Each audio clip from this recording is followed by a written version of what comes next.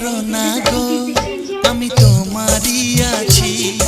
এ জীবন মরণে আমি তোমায় ভালোবাসি। আমি তোমার ছায়া হয়ে রব তোমার পাশাপাশি।